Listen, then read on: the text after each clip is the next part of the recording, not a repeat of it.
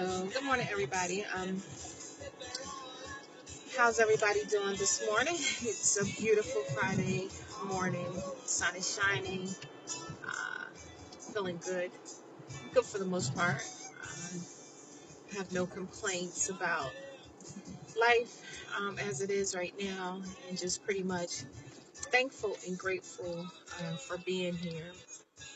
Um, May is designated as Mental Health Awareness Month. And I did post a little bit of information about mental health awareness and sent some emails out to, various people that are attached to my email list. And, just kind of talking about mental health a little bit. And what I'm coming to realize is that this concept of mental health or mental illness, if you will, a lot of people really don't understand what that means or what that entails. And mental health is pretty much um, how you feel, how you think, and what's going on with you internally, right? So I can see you, I can physically see you, and create a presumption or perception of what I think or believe or perceive you to be going through or how you're feeling based on how you look, right? So we get all dialed up on the outside, we smile beautifully, people wave to you and say hello, and your response to them is, hey, good morning, and how are you? I'm great, everything is wonderful. But yet and still there's this storm brewing on the inside. There's something else going on inside of you. You're feeling and experiencing and thinking other things that really isn't in line with how you look on the outside. And there's been this stigma attached to emotional mental wellness, a negative stigma that is. So people don't like to talk about it a lot, and people don't like to address this issue or deal with this issue in the way that it should be addressed and dealt with. And because of that, people are dying. Maybe not necessarily a physical death and, no longer with us, but they're dying. They're dying on the inside, killing themselves in various ways, picking up different habits, bad habits that is slowly killing them on the inside. Overeating, drinking, drugs, sex, shopping, spending, lying. The list goes on and on and on and on. We tend to try to cover up or make ourselves feel better on the inside by looking for external things that we can indulge in that's only temporary. What I want to say to you today is that you don't have to be ashamed, and you don't have to be embarrassed, or you don't have to hide or pretend if things aren't really what they appear to be.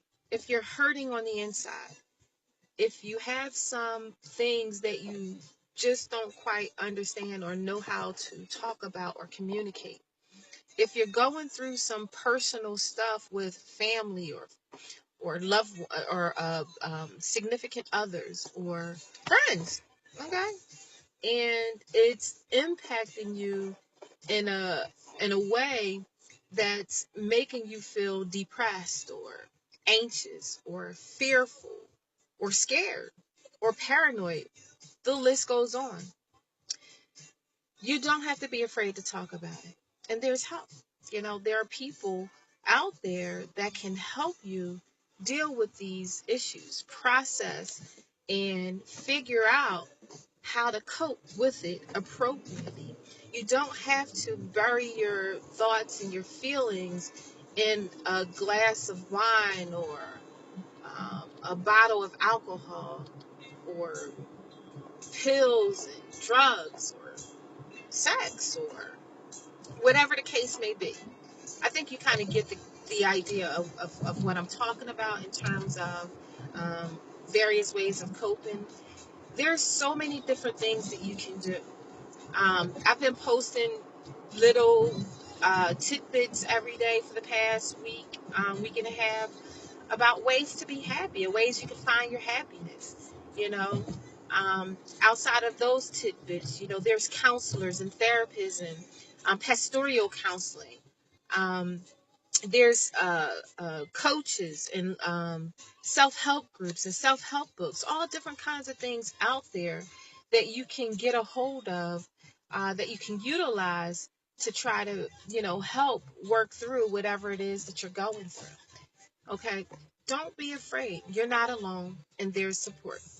I was talking to my husband um, last night, yeah, and he was sharing with me that our neighbor across the yard passed away. And when he said that, it just jarred me and it shocked me. And even as I think about it now, I'm just getting that feeling like, wow. This time of year, I know I would see this guy. He would start pulling out his bike, dusting it off, pulling out his big lawnmower, dusting that off. This was a nice guy too. Pull out his big truck. And even though, we didn't ever sit down and spend time together and have these long drawn out conversations, or we were the best of friends, he was somebody that I became used to seeing. And he's somebody that I knew that I was going to see and be greeted with a smile or a hello, or I would hear him coming down the back driveway with his bike and his music blaring, or I would hear him revving up the lawnmower to go out and start doing what it is that he do. If it was just his little hustle, his little side hustle to go out and make some extra money, I don't know. But the fact that he's not with us anymore, it really jarred me. And the thought went through my mind, what happened? What could it have been? And the people who were there taking care of his home and packaging things up shared with us that he died suddenly. And when I hear that, all I think is heart attack.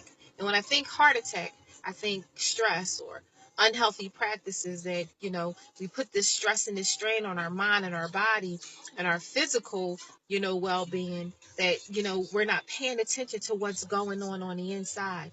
And I'm quite sure he still had, a few more good years ahead of him of living. I don't think, he was at that time where his body was saying, okay, but, I can only assume. I can only assume. And, it really, again, got me thinking.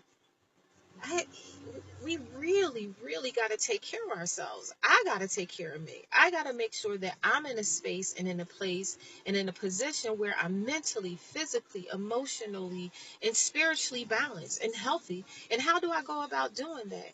I mean, as I said earlier, there are so many different resources and there are so many different ways that you can make this happen, that you can make sure that physically, mentally, emotionally, and spiritually, you're in a good space, in a good place, and that you're well balanced.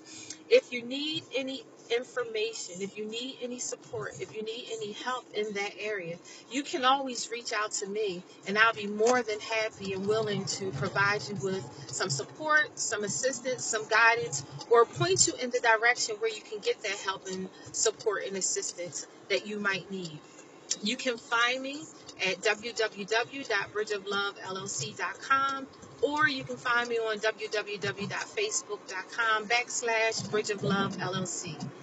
At any time, inbox me. At any time, send me a text message. At any time, whatever it may be, voice it, put it out there, and let me help.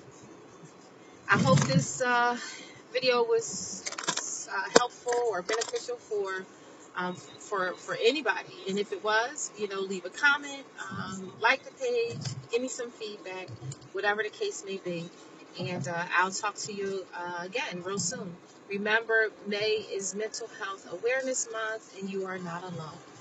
Have a great day. Bye-bye.